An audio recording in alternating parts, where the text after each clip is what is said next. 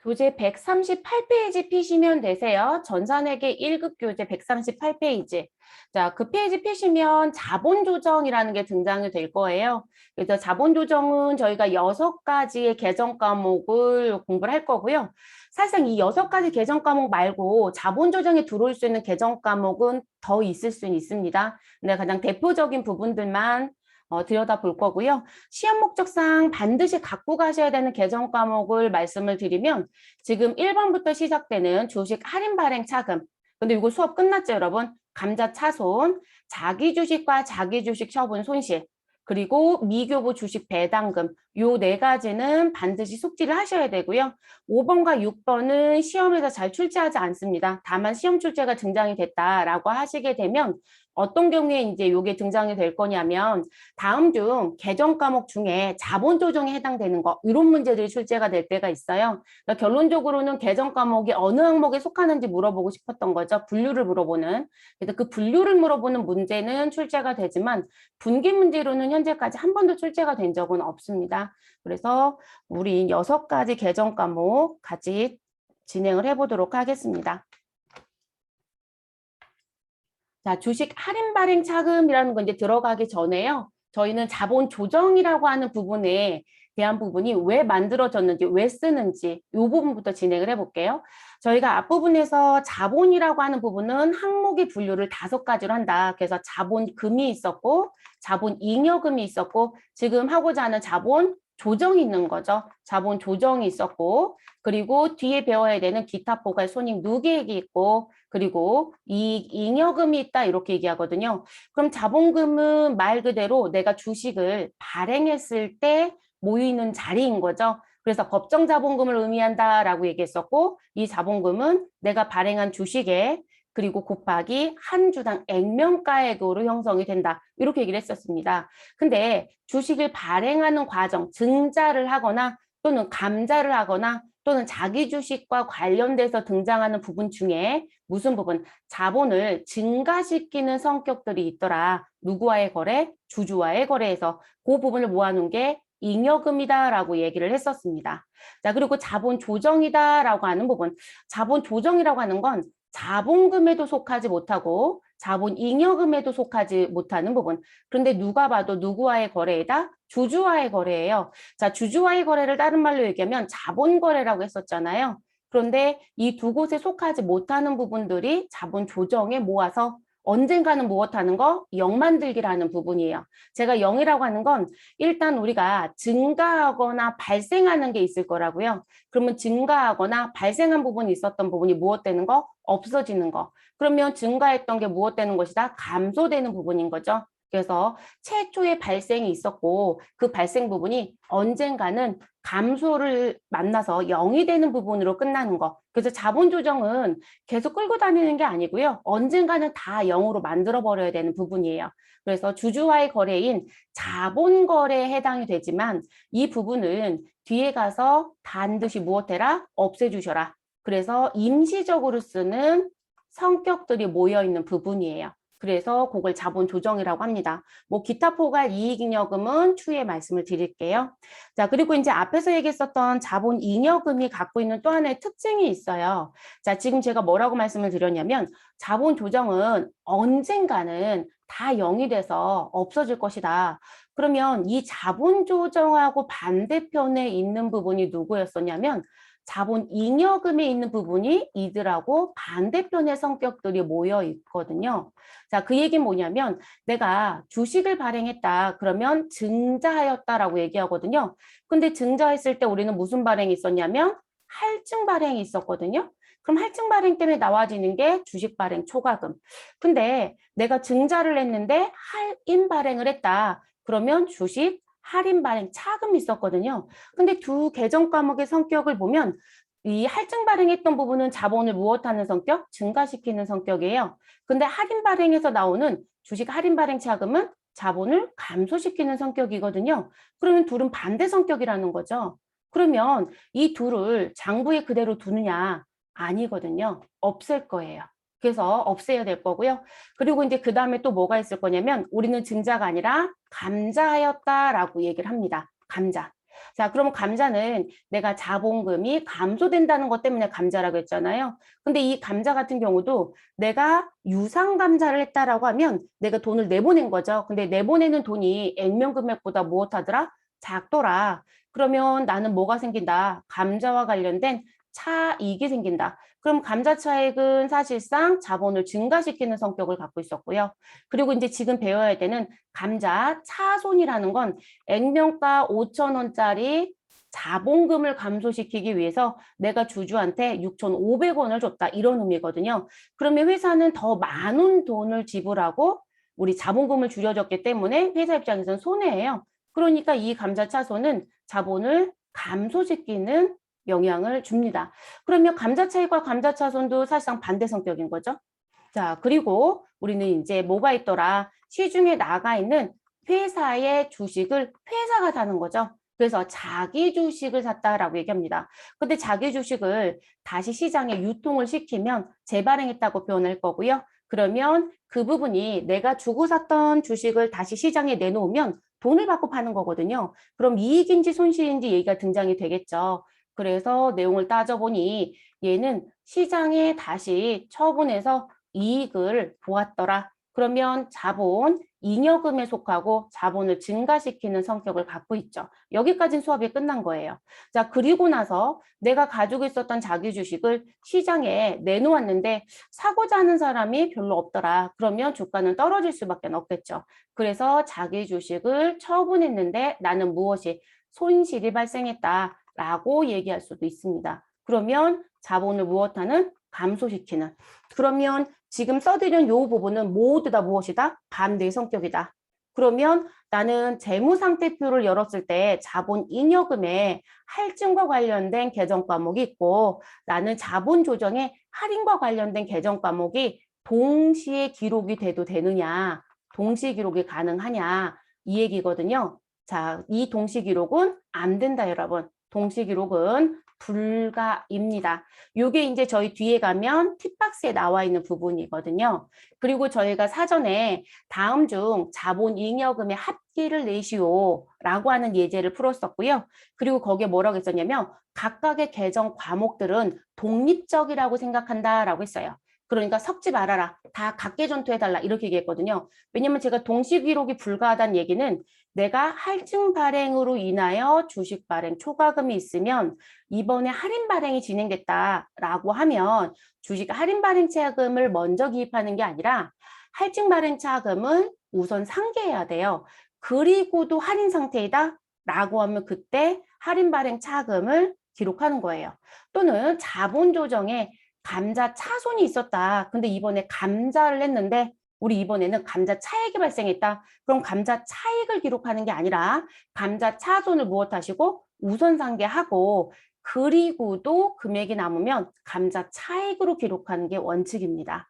그건 사실상 회계 1급에서는 시험 범위가 아니라고 얘기를 했었어요. 근데 지금은 시험 문제 풀어보시면 문제에 분기 문제도 나오고 사지선다에 대한 문제도 나오고 전부 다 출제가 되고 있는 실정이에요.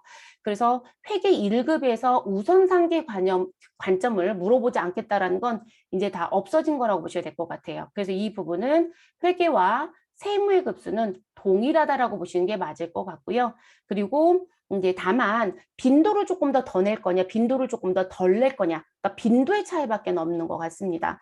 기존에는 5출제로 맞았음 처리했는데 지금은 5출제로 인정하지 않아요. 그러니까 올바른 출제였다라고 채점을 하고 있는 입장입니다. 그래서 동시 기록은 불가하다. 그리고 여러분 제가 동시 기록 불가하라는 얘기는 여러분들이 재무상태표 열었는데 반대라고 제가 이게 반대 성격이라고 말씀을 드렸잖아요. 누가 봐도 한쪽은 자본을 증가시키는 성격이고요. 한쪽은 자본을 감소시키는 성격이에요. 그럼 반대 성격이 맞단 말이에요. 근데 이게 동시 기록이 되어 있다면 저는 올해 회계 처리를 잘못했을 수도 있고요. 과거에 회계 처리가 잘못되어 있을 수도 있어요.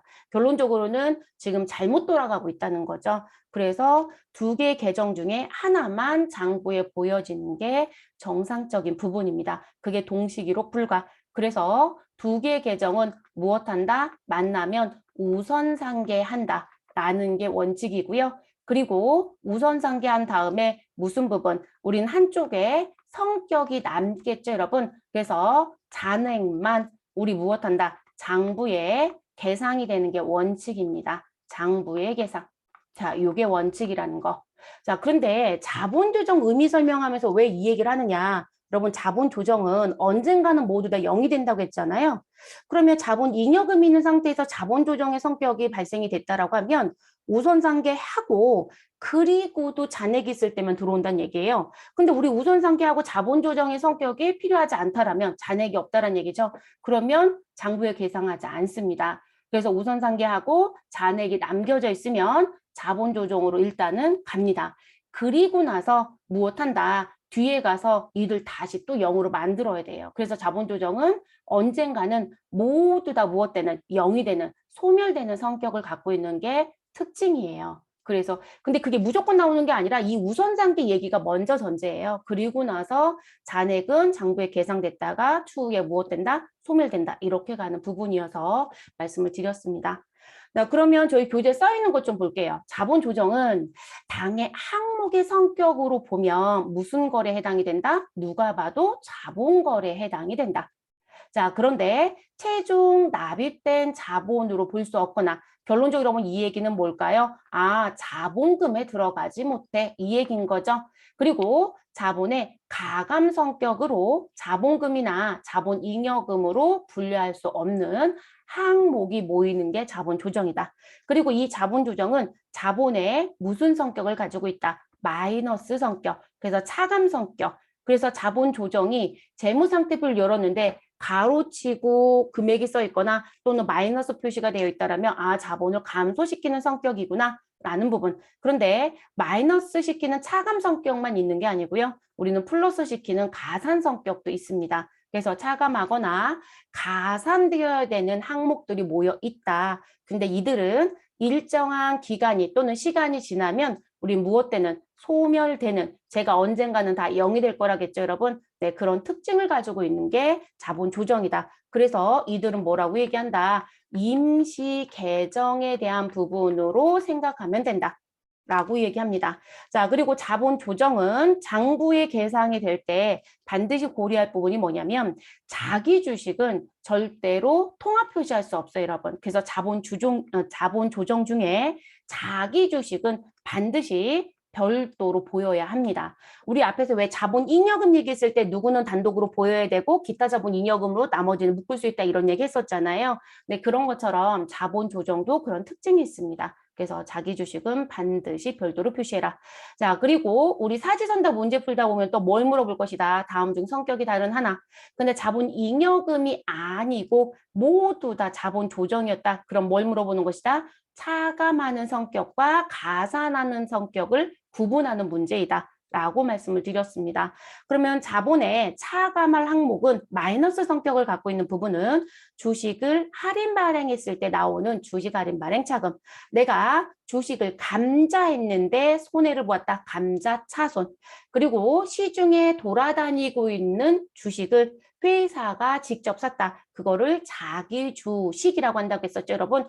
그러면 유통되고 있는 주식을 사가지고 갔는데 자본금을 줄이진 않는다고 했어요. 네, 그렇기 때문에 자기 주식은 무엇이 될 것이다. 우리 자본 조정의 차감 계정으로 무엇했다가 계상했다가 뒤에 가서 우리 무엇하면 감자하거나 소각하거나 또는 다시 시중에 유통을 하게 되면 없어진다라고 얘기했습니다. 자기주식 수업은 자본 잉여금에 자기주식 처분 이익 설명하려고 벌써 수업이 끝났죠, 여러분. 여기서 할 건 뭐밖에 없을까요? 시중에 다시 유통시켰는데 내가 산 금액보다 더 싸게 팔렸다, 판매가 이루어졌다, 처분이 됐다. 라고 하는 자기주식 처분 손실에 대한 것만 한 번 더 점검하면 됩니다. 자, 그래서 요 계정들이 모두 다 무슨 계정이다? 차감의 성격을 갖고 있는 계정이다. 그리고 여러분 제가 차감 계정입니다, 가상 계정입니다 라는 걸 따져볼 땐 어떻게 보시라겠어요, 여러분? 우리가 최초의 회계 처리를 했을 때 어느 변에 등장하느냐라고 했었죠, 여러분. 그래서 최초 분계를 가지고 검토하는 것이다. 그러면 지금 차감이라고 했었던 요 계정 과목은 최초 분계했을 때 어느 변에 등장하더라? 차변에 등장하더라. 그리고 나서 이 부분들이 언젠가는 대변에 가서 없어지거든요. 그래서 차감 계정이고요. 자, 자본의 가상할 항목은 최초 분기했을 때 어느 변에 등장할 것이다? 대변에요. 자, 그러면 미교부 주식배당금이라는 개정 과목이 있고 신주청약 증거금이 있습니다. 자, 우리 미교부 주식배당금은 배당에서 배울 거라서 이익잉여금 쪽에서 배울 거고요. 신주청약 증거금은 벌써 배웠습니다. 우리가 자본이라는 얘기 했었죠, 여러분? 네, 그 자본이라는 얘기 했었을 때 벌써 얘기가 마무리가 됐었습니다. 그래서 그 신주청약 증거금이 있고요. 출자전환 채무 말씀드렸던 거 기억하실까요, 여러분? 우리 출자전환 채무가 뭐였었죠? 지금 제가 부채로 갖고 있었던 부분에 대해서 일정 기간 뒤에 돈을 갚아야 되는데 그 돈을 갚지 않고 무엇하겠다? 주식으로 전환하겠다 이런 얘기 했었죠. 그리고 주식 매수 청구권이라고 해서 들어오는 건 여러분 우리가 스톡옵션에 대한 부분입니다. 우리가 일반적으로 스톡옵션이 도입된 배경은 우리가 연봉이 좀 높은 종업원을 무엇하기 위해서 스카우트할 때 많이 썼던 제도 중에 하나죠. 네. 근데 이 스톡옵션은 사실 그렇게만 이루어지지는 않아요. 요즘에는 회사가 뭘 줄 때도 우리가 상여금에 대해서 상여금에 대해서 분배를 할 때도 네, 주식을 주기도 해요. 그때도 스톡옵션이라는 표현을 쓰기도 합니다. 그래서 그런 주식 매수 청구권에 대한 부분도 우리 무엇에 자본 조정에 있다가 주식이 부여가 되면 무엇 될 것이다. 정리가 됩니다. 그래서 나오는 부분이다. 라고 알아두시면 되겠습니다. 그래서 차관과 가산 계정 과목 반드시 무엇하자? 구분하자. 이렇게 알아두시면 되겠고요. 자, 그리고 이제 그 다음으로 들어가시면 주식 할인 발행 차금. 자, 주식 할인 발행 차금은 자, 주식을 발행할 때요. 액면가액하고 발행가액이 같으면 액면 발행이죠. 그러면 별도의 계정권 등장하지 않아요. 들어온 돈과 자본금으로 끝나죠. 근데 할증 발행을 하면 액면가액보다 발행가액이 더 큰 거죠, 여러분. 그러면 우리는 자본금은 항상 액면이라고 쓰시라고 했었고 그리고 나서 뭐가 이루어져 여러분? 받은 돈 그리고 차액만큼 자본 잉여금인 주식 발행 초과금을 기록하겠죠. 자, 할인 발행은 그럼 반대인 거죠. 내가 액면가액과 발행가액을 비교해봤는데 발행가액이 액면가액보다 작더라. 그러면 납입되는 들어오는 돈은 더 작을 것이고 그리고 자본금은 항상 액면가. 그럼 차이만큼 뭐로 쓰자? 차변에 주식 할인 발행이라고 쓰자라고 얘기하죠. 그래서 주식 할인 발행 차금 그걸 말하는 부분입니다. 그래서 이거는 우리가 앞에서 자본금과 관련된 수업할 때 벌써 마무리가 됐던 부분이에요. 근데 여기서 이제 부연 설명해 드릴 게 뭐냐면 자, 이 주식 할인 발행 차금은요. 자본 조정에 있는데 이제 재밌는 건 이거예요. 자본 조정의 계정 과목이 정말 많아요. 그죠? 근데 다른 계정은 언젠가는 없어져야 합니다라는 거로 그냥 끝나집니다. 그리고 그 없어진다는 얘기는 지금 반대 성격에 해당되는 자본 잉여금이 있었다라면 상계하겠다라는 얘기가 있고 그리고도 잔액이 있으면 자본 조정으로 있다가 언젠가는 없어진다. 그 언젠가 없어지는 게 동상각액은 무엇으로 정리한다? 이익잉여금으로 처분한다. 결론적으로 우리 이익잉여금하고 자본 조정에 있었던 건 주주총회를 거쳐서 모두 다 0 만들기를 해요. 거기다 계속 갖고 있을 이유가 없다라고 보는 거거든요. 그러면 그 얘기는 똑같아요.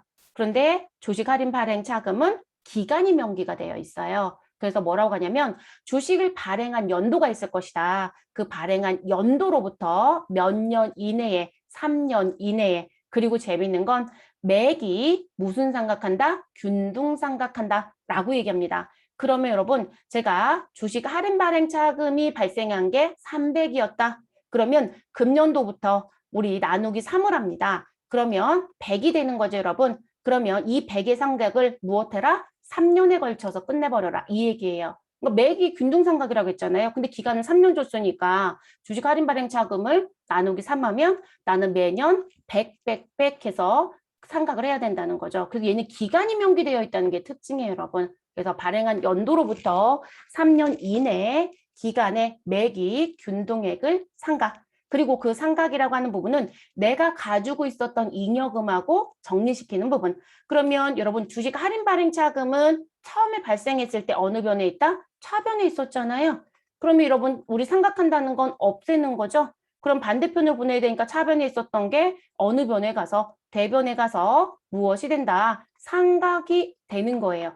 그러면 저희가 발행한 연도의 첫 번째 해였다. 여기 얼마 써주면 돼요, 여러분? 100이라고 써주시면 되겠죠. 그리고 내가 가지고 있었던 뭐가 있을 것이다? 이익잉여금이 있었을 것이다. 그러면 그 이익잉여금과 무엇 하시면 된다? 처분. 근데 여러분 이익잉여금은 자본을 무엇하는 성격이에요? 감소시키는 성격이라고 여러분들은 배우셨잖아요.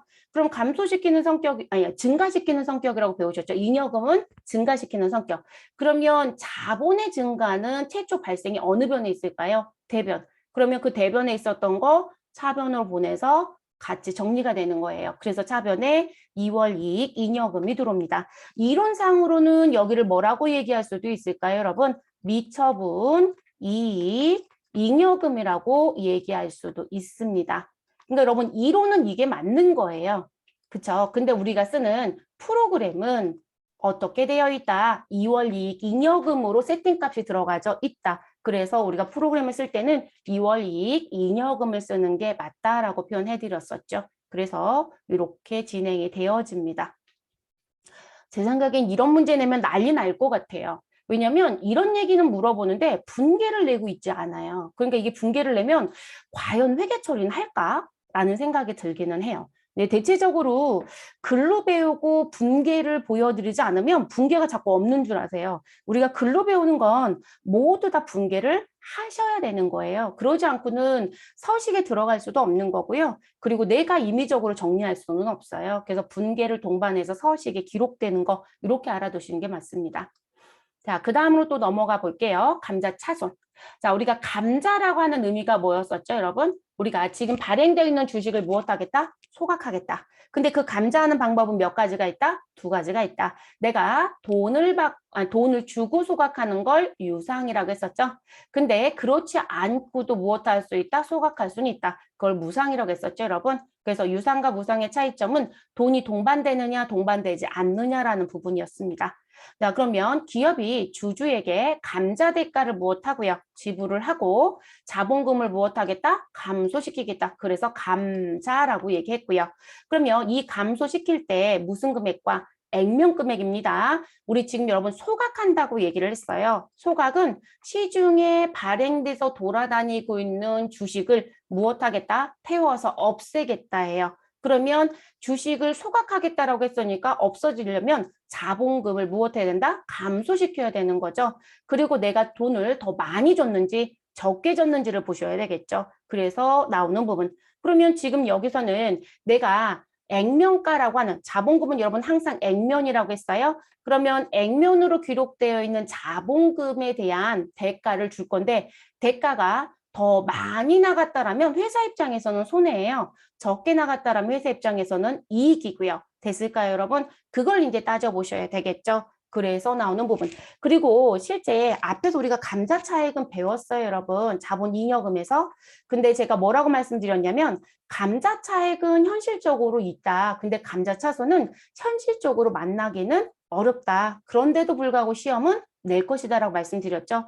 왜냐면 우리가 감자하는 이유가 뭐였었나요? 회사를 놓고 봤더니 자본이 너무 비대하다. 근데 그 비대한 게 정말 정상적인 비대함이란 문제가 없어요. 근데 자본은 자꾸 비대해져 있는데 회사의 매출은 줄고 있고 회사의 경영은 좋지 않고 그러면 이게 너무 뚱뚱해져 있으면 실제로 은행에서 대출 받을 때도 문제가 되거든요. 그래서 비상장인데도 감자한다는 표현을 할 때가 있어요. 감자하실 수밖에 없는 거예요. 너무 비대해져 있으면 실제 기업에 대한 평가를 할 건데 그 평가가 별로 좋게 나오지 않거든요.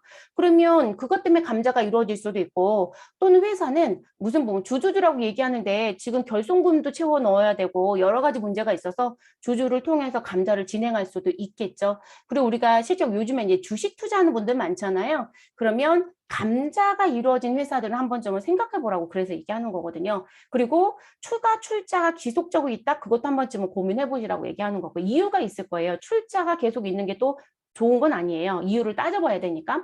자, 그럼 우리는 어쨌든 감자 얘기를 지금 현재 하고 있는 부분이고요. 그러면 실제 회사가 지금 경영이 악화되어 있는 상황에서 감자를 진행했다라면 회사가 주주들한테 돈을 더 줄 수가 없어요. 그러니까 오히려 액면가보다 나가는 돈이 더 적어야 되는 게 보편적으로 맞아요. 그러니까 감자 차익이 나오는 게 보편인 거죠. 그런데 우린 반대가 되는 거죠. 내가 액면가 5,000원짜리를 정리시키는데 7,000원을 줬다 해요. 아니 지금 회사가 경영이 안 좋아서 돈도 없어 죽겠는데 더 지금 액면보다 더 많은 돈을 지불하고 지금 주식을 태워버리겠다고요? 누가 봐도 이상하죠, 여러분. 그러니까 현실적으로는 없다라는 거예요. 근데 그런 경우가 뭐가 될 것이다? 감자 차손이라고 얘기하는 거죠. 그래서 우리가 지금 자본금이 감자 대가에 미달하는 경우 그 미달 금액을 말한다. 결론적으로 내가 지금 자본금이 지불하는 감자 대가보다 더 작다라면 이런 표현입니다. 그럼 매입가액과 액면가액이란 부분이 보여지죠. 그래서 액면가 50만 원인 주식을 52만 원의 현금으로 무엇하였다? 매입. 자, 근데 그 매입하고 무엇하겠다? 소각. 이게 감자인 거죠. 그러면 매입한 금액은 52만 원이고 근데 우리 유가증권인 주식에 기록되어 있는 금액은 50만 원입니다. 그러면 액면가액이 미달하는 거 맞죠, 여러분? 그리고 그 차액이 얼마이다? 2만 원. 그러면 그 차액인 2만 원은 내가 손해봤다라는 표현이 된다는 거죠. 자, 그럼 내가 지불한 현금 52만 원을 무엇 하시고요? 감소시켜 주시면 되고 그리고 자본금은 항상 액면입니다. 그래서 차변에 기록되는 금액은 대변에 있었던 액면가액 50만 원을 무엇 하시고 상계 그리고 차이만큼은 뭐로 간다? 자본 조정에 감자차손으로 기록하시면 되겠습니다. 그래서 감자차손 2만 원. 다만 이런 분계를 할 때 자본 잉여금에 감자 차액이 있었다라면 무엇한다? 우선 상계한다. 반대인 경우도 똑같아요, 여러분. 반대인 경우도 똑같고요. 그래서 이렇게 정리하는 부분이고요. 자, 그 다음 자기 주식입니다. 그럼 자기 주식은 뭐였어요, 여러분? 자, 이것도 소각의 얘기가 들어올 수는 있다겠죠. 추후에 소각 결정을 할 수도 있기 때문에. 그래서 기업이 자기가 발행한 주식을, 그러니까 회사가 발행한 주식이란 표현입니다. 그래서 회사가 발행한 주식을 무엇할? 소각 내지는 재발행할 목적으로 무엇하였다? 우리 다시 취득하였다. 돈 주고 샀다예요. 바로 소각했던 게 아니라요. 이런 바로 소각이면 조금 전에 보여드리는 것처럼 감자하시면 되잖아요. 근데 지금 여기는 취득을 하고 일단은 갖고 있는 거예요. 그래서 자기 주식을 처리하겠다. 근데 여러분 얼마 주고 샀어요? 라고 하는 우리 여기에 매입 금액을 취득 원가로 보아서 회계 처리했었죠, 여러분? 그쵸? 그래서 그 매입가액이 뭐가 된다? 취득 원가가 되고 그 취득 원가로 회계 처리가 됩니다. 그래서 무슨 부분? 원가법으로 회계 처리한다라고 얘기합니다. 얼마 주고 샀는지. 그래서 차변에 자기 주식 내가 지불한 대가로 기록하시고 끝내주시면 되겠습니다. 그럼 그렇게 가지고 있었던 자기 주식을 무엇하면 시중에 다시 재발행을 하면 재발행했다는 얘기는 시중에 우리 투자자들한테 무엇해라 사가라라고 내놨다는 거죠. 결론적으로 나는 시장에 무엇하겠다? 우리 회사 주식을 유통시키겠다라고 하는 부분. 그러면 그때 나오는 게 무엇이다? 내가 지금 100원 주고 샀던 자기 주식을 150원에 시중에 유통을 시켜서 150원을 받았다. 그러면 우리 요거만큼은 이익이 생겼다라고 얘기할 수 있겠죠. 그런데 내가 100원 주고 샀던 주식을 내가 90원에 시장에 유통이 됐다라고 하시게 되면 재발행했을 때 그러면 이 경우는 실제 내가 더 많은 돈을 주고 샀던 거를 싸게 판 꼴이잖아요. 그러면 뭐가 나올 것이다? 손실이 나올 것이다. 그게 무엇이다? 자기 주식 처분 손실입니다. 자기 주식 처분 이익은 자본 잉여금에서 하셨고 그래서 누구와 누구를 비교해라? 얼마 주고 샀느냐라고 하는 매입가액과 내가 얼마 받았느냐라고 하는 처분가액을 비교하셔라. 그래서 그 차이 금액에 대해서 이익과 손실로 처리합니다. 자, 주당 9,000원에 취득한 자기 주식. 그럼 여러분, 우리 9,000원 곱하기 50주 하면 저 얼마 주고 산 건가요? 45만 원 주고 산 거죠. 그래서 매입가액은 45만 원입니다. 그런데 그 50주를 얼마에 팔았다? 8,500원. 그러면 결론적으로 저 얼마 손해 본 거예요, 여러분? 500원 손해 본 거네요. 그럼 50주 곱하기 8,500원 하시면 되겠죠? 그러면 얼마에 팔았다? 42만 5천 원에 팔았네요. 자, 그래서 처분가액은 42만 5천 원. 그럼 누가 봐도 우리는 500원에 대한 손해 본 건 눈으로 보여지죠, 여러분? 그래서 그 금액 45만 원과 42만 5천 원의 차이인 2만 5천 원이 무엇이다? 손실이 되겠죠. 그리고 우리는 무엇으로 처분하였다? 현금 처분하였다라고 얘기했네요. 그럼 자기 주식은 우리 장부에 취득 원가라고 하는 매입가액으로 계상되어 있을 거니까요. 이 금액을 어느 변에? 대변에 상계합니다. 그래서 항상 매입가액으로 자기 주식은 형성이 되어 있을 것이다. 45만 원 대변에 기록해서 정리시켜 주시고요. 그리고 차변에는 받은 대가 얼마 받았다? 42만 5천 원. 그리고 차이만큼은 자기 주식 처분 손실이라고 해서 2만 5천 원 기록해 주시고요. 자본 조정으로 처리하시면 되겠습니다. 이렇게 나오는 부분. 자기 주식은 여러분 이익과 손실이 모두 다 나올 수 있어요. 그래서 시험은 모두 다 출제가 되고 있다. 이렇게 봐주시면 되겠습니다. 자, 그 다음 이제 미교부 주식 배당금. 자, 미교부 주식 배당금은 우리 회사가 이익이 나면 차곡차곡 모아서 갖고 있는 돈이 이익 잉여금이었죠. 네, 그럼 그 이익 잉여금을 어디를 통해서 나는 주주총회를 통해서 무엇할 것이다. 배당을 주겠다라고 얘기하겠죠. 그러면 배당을 주고 나면 아니, 주주총회에서 배당을 주겠다고 결정을 했어요, 여러분. 근데 문제는 주주총회에서 결정을 했지만 곧바로 돈을 주지는 못해요. 그래서 결정이 됐을 때 무엇하겠다? 줄 배당이 있다라고 표시하는 부분. 근데 나는 무엇을 주겠다? 주식으로 주겠다. 그 얘기입니다. 그래서 배당을 주식으로 교부하겠다라고 하시면 배당을 지급할 때까지 잠깐 갖고 있는 부분이에요. 그래서 배당 지급일까지 임시로 처리하는 무엇이다? 개정 과목이다. 그래서 주주총회 때 결정이 되면 이 회계 처리 미리 해놓으셔야 합니다. 그리고 배당금 지급할 때 무엇한다? 상계하는 거예요. 상계. 이때 상계합니다. 그러면 이 미교부 주식 배당금은 이익잉여금을 주주한테 분배하는 부분이에요. 그럼 여러분 이익잉여금은 원래 어느 변에 있었을까요? 우리 이익은 차변, 아이고 제가 왜 차변이었을까요? 대변에 모여 있을 거거든요. 자본을 증가시키는 거니까. 근데 요거를 사용했으니까 이 대변에 있었던 부분이 차변으로 상계 정리가 될 거예요. 그러니까 우리는 대변에 누구 쓸 거냐는 거죠. 네, 대변에 기록하는 게 미교부 주식 배당금이 되는 부분입니다. 요거는 이익잉여금에서 다시 하시자고요. 그래서 자본에 무엇하는 가산하는 항목으로 일단 회계 처리가 된다. 그리고 우리가 주식을 배당하게 되면 주식의 액면 금액으로 무엇 하시고요? 계상하시고 여러분 액면 금액입니다. 그래서 우리가 일반적으로 이익잉여금을 주주들한테 나눠주었는데 주식으로 주었다. 그러면 우리는 액면 배당이라고 알아두셔야 돼요. 액면 배당. 왜냐하면 이거 시험 보러 가셔서 어떤 분이 뭘 물어보신 분이 있냐면 당신들이 출제한 문제에 오류가 있어서 내가 답을 쓸 수가 없었다. 이렇게 이의 제기를 하신 분이 계세요. 근데 그분이 무슨 얘기냐면 할인 발행인지 할증 발행인지 액면 발행인지 아무 말도 없는데 여러분 주식 배당은 무조건 액면 발행이에요. 할인 할증이 이루어지지 않습니다. 무조건 액면 발행입니다. 그러니까 그런 부분을 표현할 이유가 없어요. 그러니까 문제 오류가 전혀 없습니다. 가끔 이의제기 부분은 본인이 알고 있는 지식이 전부인 것처럼 물어보는 이의제기들이 있으시더라고요. 그런데 액면 배당으로 끝나지기 때문에 할인 할증은 거론하지 않는다. 됐을까요, 여러분? 그래서 액면 배당을 하고요. 그럼 이 배당할 때 무슨 부분? 이 미교부 주식 배당금은 다시 상계 정리가 됩니다. 그래서 상계 정리가 되고 누가 증가한다? 자본금이 증가하게 됩니다. 자본금이. 그래서 주식을 교부하면 자본금으로 대치되면서 우리는 0이 돼버리는 거죠. 여러분 이게 무슨 증자일까요? 이게 대표적인 무상증자죠, 여러분. 유상과 무상의 차이점이 뭐였었죠, 여러분? 유상은 돈이 오고 간다겠죠? 근데 무상은 돈이 오고 가지 않죠. 그죠? 근데 그게 증자가 될 수도 있고 감자가 될 수도 있었잖아요. 네, 그래서 우리 주식 배당이 대표적인 무상증자의 한 가지입니다. 자, 6번째 나와져 있는 신주청약 증거금.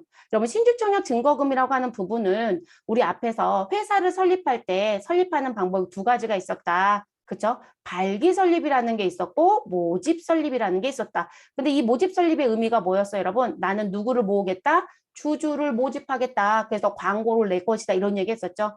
그러면 주주를 모집해서 주주들이 너네 회사 주식을 살게라고 하면서 돈을 넣을 것이다. 그럼 그 돈을 넣은 예치금을 모아놓는 계정이 필요하죠.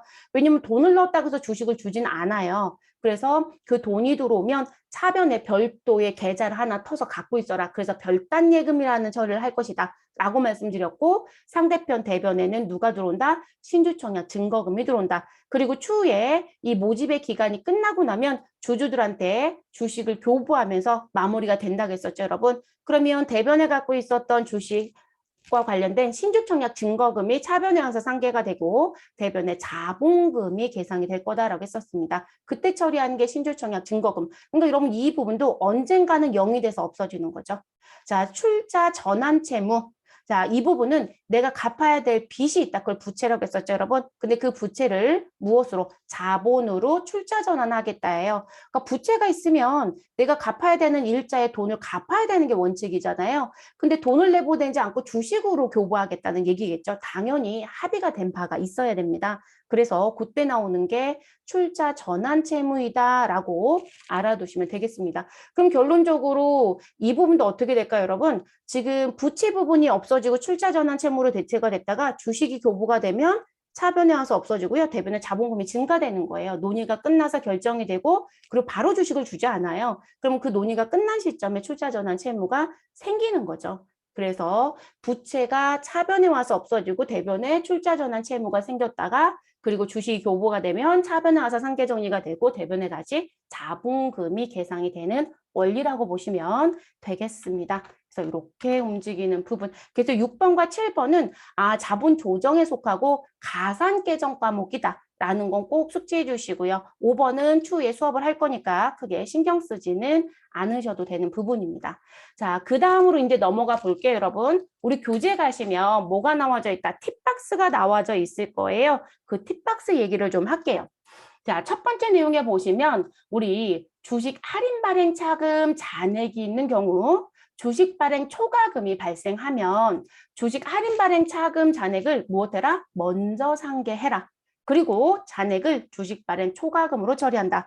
자, 여러분 이 부분은요. 제가 사전에 무슨 말씀 드렸었나요? 자, 우리가 지금 회사에 자본을 증가시키거나 감소시키는 성격을 놓고 보니 누가 있었다? 자본 잉여금과 자본 조정이 있었다. 자본 잉여금이라고 얘기하는 건 자본을 무엇하는 부분? 증가시키는 성격이 모여있다. 주주와의 거래. 그리고 자본 조정이라고 얘기하는 건 증가시키는 성격도 있고 감소시키는 성격도 있다. 지금 우리가 얘기하는 건 감소시키는 성격만 가지고 얘기할게요. 그러면 우리 무슨 부분? 주식을 추가 발행했다 또는 증자하였다라고 하는 부분. 그러면 주식을 증자했을 때 우리는 주식 발행 초과금이 있었고 주식 할인 발행 차금이 있었죠. 그러면 주식 발행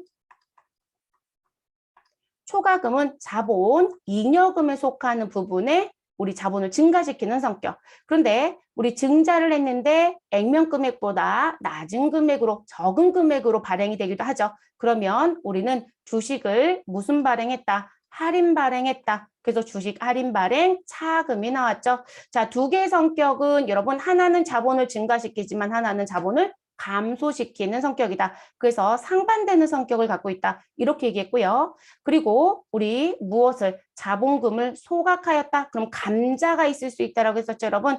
그때도 무슨 부분이 있더라. 우리 감자 차익이 생겼다. 액면 금액보다 더 적은 금액을 감자 대가로 지불하고 감자였다. 그러면 차익이 발생이 되고요. 반대 경우에는 감자 차손이 발생이 된다. 이렇게 말씀을 드렸습니다.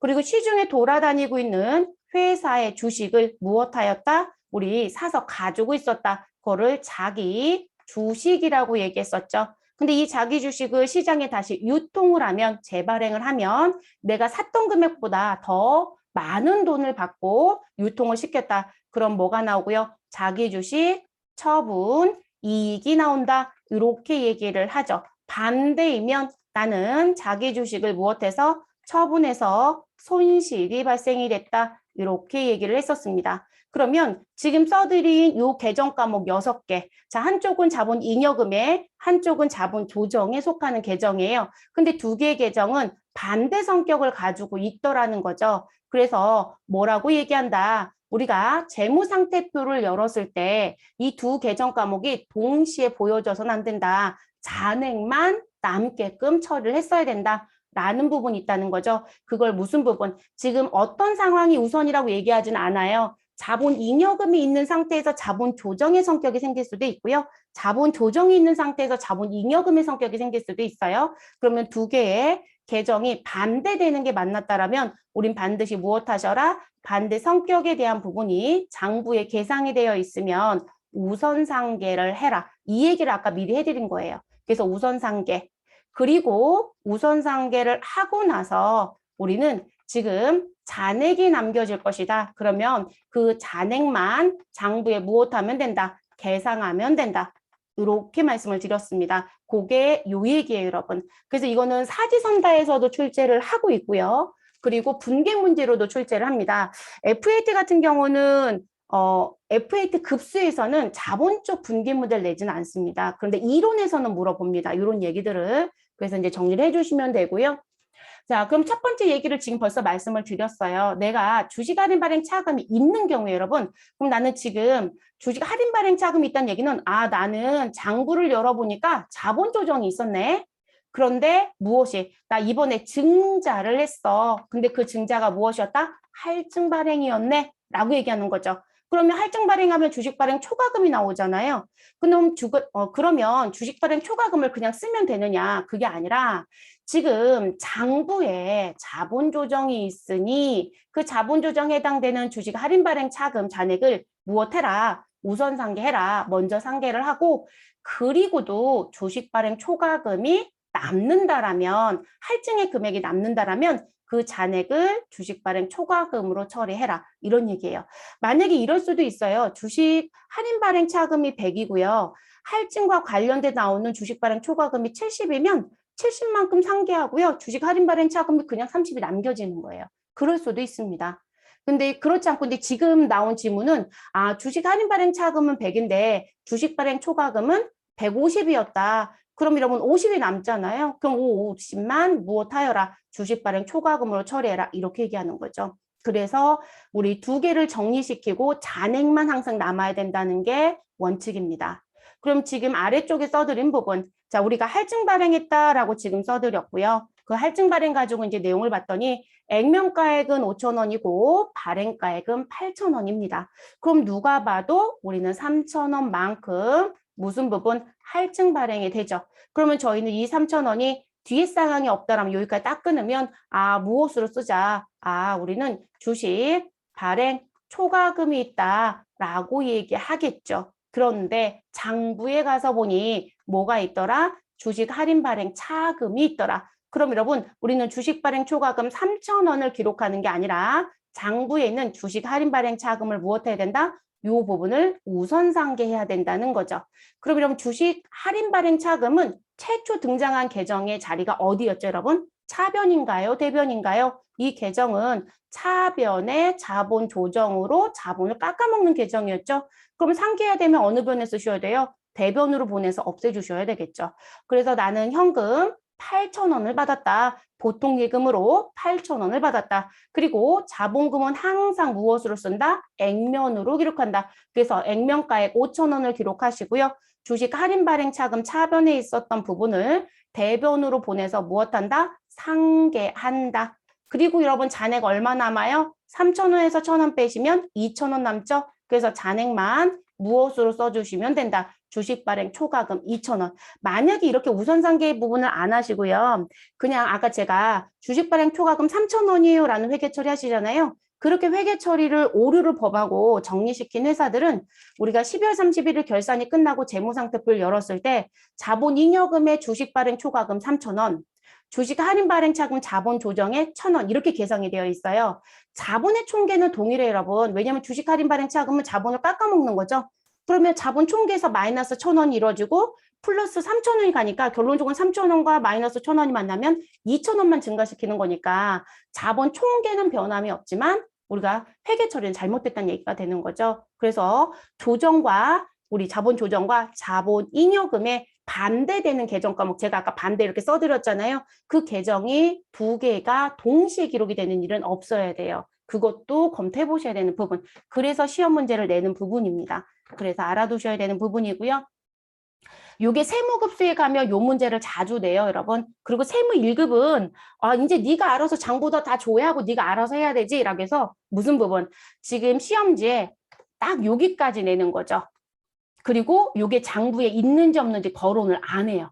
근데 여러분들이 시험 보실 땐 무조건 무엇한다? 장부를 조회하는 게 맞아요. 업무는 원래 조회하는 거거든요. 네. 그래서 세무 1급은 조회는 당연한 거니까 네가 알아서 해야 되지. 그래서 답이 나왔는데 나는 3,000원 주식 발행 초과금이라고 생각해서 답을 썼는데 답안은 어떻게 나온다? 이렇게 공지가 돼요. 그러면 장부에 1,000원이 있었다는 얘기거든요. 그래서 장부를 무조건 무엇하는 거? 조회하는 게 맞다라는 거로 가져가신 게 좋습니다. 다만 회계라든지 세무 2급까지는 조금 친절해요. 그래서 장부를 조회하시오 또는 주식 할인 발행 차금이 있다 없다 이렇게 써줘요. 네, 그게 좀 친절한 시험 문제였던 거죠. 그거만 좀 달라지는 부분입니다. 급수에 따라서. 자, 두 번째 것도 볼게요. 자, 주식 발행 초과금 잔액 있는 경우 이제 반대 얘기인 거죠.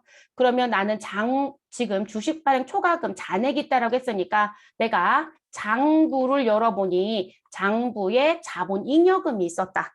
자, 그런데 주식 할인 발행 차금이 무엇하였다? 발생하였다. 그러면 우리는 주식 발행 초과금 잔액을 무엇해라? 먼저 상계를 하고 그리고도 주식 할인 발행 차금 잔액이 남게 되면 우리는 그 부분만 무엇하시면 된다? 주식 할인 발행 차금 자본 조정으로 처리하면 된다. 그러니까 이거를 자본 조정만 그런 거다 이렇게 생각하신 분이 있더라고요. 아니에요. 자본 조정 행위가 일어나든 자본 잉여금 쪽에 해당되는 행위가 일어나든 둘 다 똑같은 상황이라는 거예요. 그러면 지금 액면가 5,000원, 발행가 3,000원. 그럼 여러분 누가 봐도 할인 발행이죠. 자, 그리고 그거로 인해서 우리는 얼마에 2,000원에 무엇이 생긴다? 주식 할인 발행 자금이 생긴다. 그런데 장부를 열어보니 우리는 주식 발행 초과금 얼마가 있다? 1,000원이 있다. 그러면 장부에 있었던 주식 발행 초과금 무엇 하셔라? 우선 상계하셔라. 그럼 여러분 주식 발행 초과금은 자본 잉여금이에요. 그럼 최초에 등장했던 자리가 어디이다? 원래 대변에 있었던 계정 과목이죠. 그럼 상계하려면 어디로 보내셔야 돼요? 반대편 차변으로 보내야 되겠죠. 자, 그럼 대변에 자본금은 항상 무슨 금액으로 쓰셔라? 액면가에. 그러면 액면 5,000원으로 기록하시면 되겠죠. 그래서 5,000원 기록해 주시면 되시고요. 그리고 차변엔 내가 받은 돈 얼마 받았을까요? 3,000원. 그래서 발행가액 3,000원 입금 지켜주시고요. 그리고 우리 대변에 있었던 주식 발행 초과금 차변으로 보내서 상계를 합니다. 그래서 상계 처리해 주시고요. 그러면 상계하고도 우리 얼마 남아요, 여러분? 2,000원에서 1,000원 빼시면 1,000원 남죠, 여러분? 그래서 잔액만큼만 무엇으로? 주식 할인 발행 차금으로 남겨두시면 됩니다. 됐을까요? 그걸 우선 상계라고 얘기하는 부분입니다. 그래서 반드시 숙지해야 되는 부분 중에 하나. 그러면 다른 부분도 똑같냐? 똑같겠죠, 여러분? 그래서 우리가 감자차익과 감자차손, 자기주식 처분 이익과 자기주식 처분 손실도 앞에 있었던 1번과 2번에서 했었던 회계 처리를 무엇해라? 동일하게 하는 것이다. 반대 성격이잖아요. 그래서 자본 잉여금과 자본 조정은 우선 상계 개념이 있다.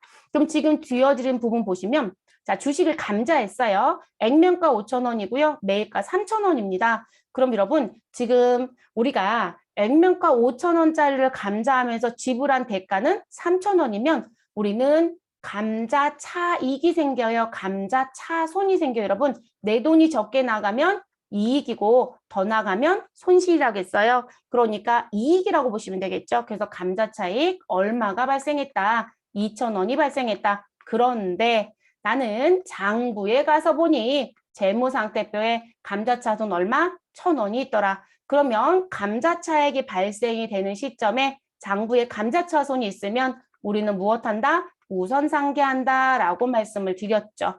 그리고 이 감자차손은 최초에 발생한 자리가 어느 변이다? 차변이죠, 여러분. 네, 차변에 발생되어 있습니다.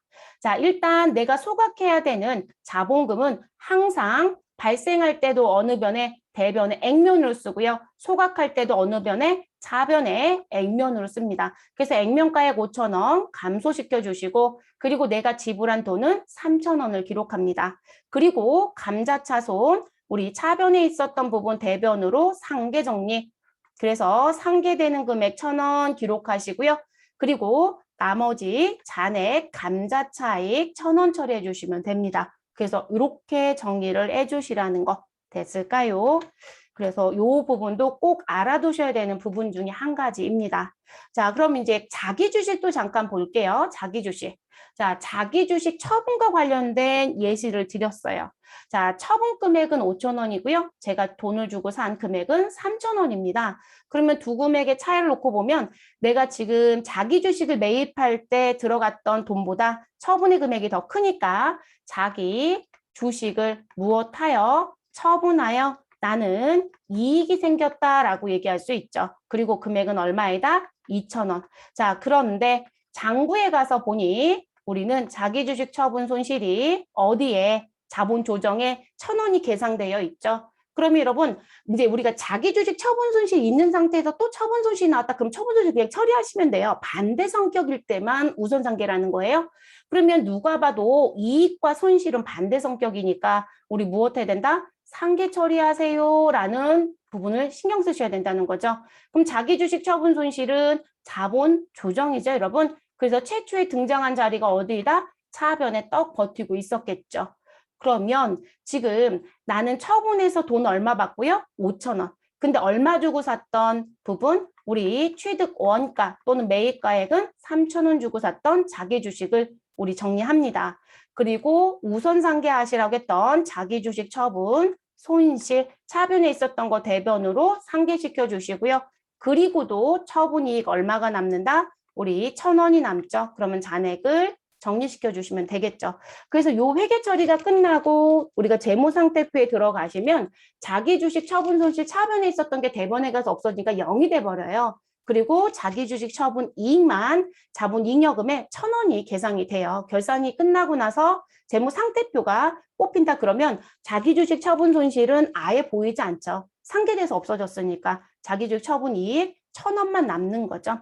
그래서 회계 처리는 처음이 있었다라면 뒤에 끝나는 부분이 있고요. 그 연결에 의해서 없어져서 아예 잔액이 0이면 저희 결산서에는 아예 우리 무엇되지 않는다, 조회되지 않아요. 합계잔액 시산표에서 보여질 수는 있지만 그래서 이렇게 정리가 되는 부분입니다. 그래서 나오는 부분. 자, 그리고 우리 팁파스 마지막에 뭐가 있을 거냐면 배당 얘기가 있어요. 자, 현금 배당을 하시게 되면 우리가 배당은 두 가지가 있어요. 여러분, 요거는 여기서 잠깐 보시고 뒤에 가서 또 얘기해 드릴게요.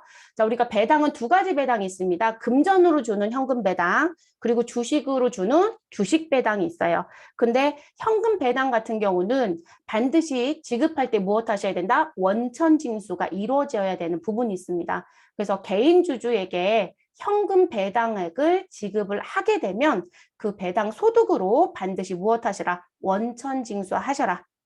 네, 그 부분. 그래서 배당은 주식 배당과 현금 배당이 있다. 주식 배당은 원천 징수는 하지 않습니다. 법적으로 안 하게 되어 있고요. 현금 배당은 법인 주주는 또 원천 징수를 하지 않게 되어 있습니다. 그래서 원천 징수 안 하고요. 근데 개인 주주였다. 주주를 들어가서 봤더니 황향숙이 주주였다. 그런데 또 하나의 주주는 주식회사 더존이 주주였다. 그러면 이 부분에 대해서는 무엇하지 않는다? 원천징수 안 한다는 거예요. 근데 이 부분에 대해서는 원천징수 해야 되는 거예요. 왜냐하면 황영숙은 개인 주주고 주식회사 더존은 법인 주주니까요. 자, 그리고 소득세법의 몇 프로? 14%. 지방소득세는 소득세의 몇 프로이다? 소득세의 곱하기 10%죠, 여러분. 그러니까 1.4%. 그래서 우리가 일반적으로 15.4%를 원천징수한다 이렇게 표현했죠. 그래서 이렇게 원천징수 꼭 해주셔야 되고요. 그리고 이제 배당을 언제 주냐고 얘기를 해요. 근데 배당은 대부분 1개월 이내에 줍니다라고 얘기하는데요. 그 1개월 이내가 상법 규정이에요, 여러분. 그래서 상법에 들어가 보면 주주총회에서 처분 결의가 확정이 될 것이다. 그러면 그 처분 결의된 날짜를 기준으로 1개월 이내에 지급해야 된다는 기준이 있어요. 그러니까 상법을 따라가야 되는 회사는 위배하시면 안 되겠죠. 특히나 상장사는 무조건 따라가셔야 되니까. 자, 그런데 소득세법에 갔더니 무슨 부분? 회사가 배당 결의를 했다라고 해서 무조건 돈을 갖고 있지는 않아요. 그래서 배당 결의가 끝나고 나서, 처분 결의가 끝나고 나서 회사가 이제 현금이라고 하는 금전이 모자라서 배당을 즉시 못 줬어요. 그래서 이 배당이 현재 무슨 상태이다? 미지급 상태이다 라고 얘기합니다. 그러면 미지급 상태이면 소득세에서는 몇 개월 이내 주어야 된다는 조항이 있다. 3개월 이내에 주었다라는 조항이 있습니다. 우리가 일반적으로 간주하다, 의지하다라는 표현이 붙으면 무슨 의미가 된다? 준 것처럼 보겠다, 한 것처럼 보겠다 이런 의미예요. 그러니까 하지 않았어도 한 것처럼 보아서 정리를 해라. 신고를 해라. 이런 의미거든요. 간주하다, 의지하다는. 그러면 지급 의제라고 했으니까 지급한 것처럼 보겠다. 이렇게 되는 거죠. 그러니까 데드라인이 몇 개월이에요? 3개월. 그러면 우리가 주주총회에서 처분 확정된 날짜가 2021년도 3월 25일이라고 하면 우리 미지급 상태여도 언제까지는 준 것으로 보아서 6월 25일 날 준 것으로 보아서 왜냐면 여러분 만 3개월이 되는 날짜가 3월 24일이에요. 그러면 3개월이 되는 날의 관점으로 보아서 줬다고 볼 거거든요. 그래서 25일 날 줬다라고 얘기를 해요. 뭐 24일 날 줬다고 해도 상관은 없어요. 어쨌든 3개월이 데드라인. 그래서 6월 25일 날 준 것처럼 보아서 무엇 해야 된다? 세금 신고를 해야 되는 거예요. 중요한 건 그거예요, 여러분. 그래서 원천징수 신고 기한이 몇 개월, 우리 신고 기한이 언제다? 우리 원천징수 하시면 세금 신고 언제 한다겠죠? 다음 달 10일. 그러면 그 신고는 언제? 줄 때 원천징수 한다겠죠? 그러면 6월 달에 준 거로 볼 거니까 7월 10일까지 신고를 해야 돼요. 돈이 언제? 6월 달에 안 나갔어도 나간 거로 보아서. 됐어요, 여러분? 이거 안 하면 원천징수와 관련된 신고 불성실 가산세가 나와요, 여러분. 지금은 이제 신고 불성실보다는 신고와 관련된 지급에 대한 불성실이다라고 얘기하지만 어찌됐든 그 불성실에 대한 가산세가 등장이 되기 때문에 반드시 해야 되는 부분 중에 하나입니다. 그래서 이것도 메모를 달아주시면 좋을 것 같습니다. 그래서 여러분 제가 앞에서 앞에서가 아니고 저희가 이제 전산 실무할 때 제가 무슨 말씀 드렸냐면 우리가 이익잉여금 처분계산서에 이 내용이 다 보여요. 근데 그거 보일 때 처분 확정일자 입력하는 날짜 있다 없다? 있었어요. 근데 그 날짜가 법인세 신고할 때 빠지면 신고가 안 들어간다는 얘기까지 해드렸죠. 그리고 세무서에서는 뭐 그거 가지고 또 점검하는 게 있다. 그 점검이 여기까지 들어오는 거예요. 그러면 내가 처분 확정일자 3월 25일까지 3월 25일 했다고 넣어놨어요. 그리고 법인세 신고가 끝났어요. 근데 거기에 뭐가 있는 거예요? 배당줬다는 결의가 있더라는 거죠. 그러면 국세청의 입장에서는 원천징수 신고를 했는지 보고 싶어 하겠죠. 근데 원천징수 신고가 안 들어온다? 그럼 주주명부를 열었어요. 근데 주주가 다 개인 주주예요. 근데 원천세 신고가 안 들어왔고 배당은 나갔다? 일단 원천징수 제대로 안 했겠네요. 그리고 그 원천징수 안 한 것뿐만이 아니라 주주들한테 배당을 주고 그 주주들이 배당금이 2천만 원이 넘어가면 종합소득세 신고 때 합산신고를 또 해야 돼요. 그 신고가 또 빠졌다? 그러면 개인들한테는 종합소득세 신고에 대한 부분에 누락신고 가산세를 붙여버릴 거고요. 그리고 원천징수 의무자인 회사한테는 원천징수와 관련돼서 신고를 성실히 하지 않았다라고 하는 납부지연 가산세를 부과시켜버릴 거예요. 그래서 반드시 검토하셔야 되는 부분. 그래서 이 부분이 법인세 신고할 때 빠지면 아예 신고가 안 되는 부분이에요. 그래서 전산 실무할 때 전기분 재무제표 설명할 때 이 날짜 빠지면 안 된다라고 강조했던 게 이런 의미하고도 관계가 있어요. 그래서 알아두셔야 되는 부분 중에 하나입니다. 시험에서 이걸 내주면 좋겠지만 내는 시험이 없어요, 여러분. 네, 그러다 보니까 실무자들이 계속 사고를 쳐요, 실제. 지급의제 규정을 대부분 모르세요. 그리고 나서 회사가 돈 안 줬으니까 나는 원천세 신고를 돈 줄 때 하면 되겠지 이렇게만 생각한다는 거죠. 근데 기간의 제한이 있다라는 거. 그래서 우리가 소득을 지급하는 사람의 입장에서는 언제까지 줘야 됩니다라고 하는 부분이 있고요. 그게 지켜지지 않았다라면 한 것처럼 보아서 어떻게 하겠다라고 하는 의제 조항들이 있습니다. 그걸 소득세에서는 지급 의제라고 표현을 합니다. 그래서 알아두셔야 되는 부분이어서 저희 교재에는 없지만 저희가 업무도 조금 진행되는 반이잖아요. 그래서 말씀을 좀 드렸습니다. 자, 이렇게 해서 저희는 자본 조정 얘기는 마무리가 됐습니다. 다음 강좌에서는 기타 포괄, 손익 누계 진행하도록 하겠습니다.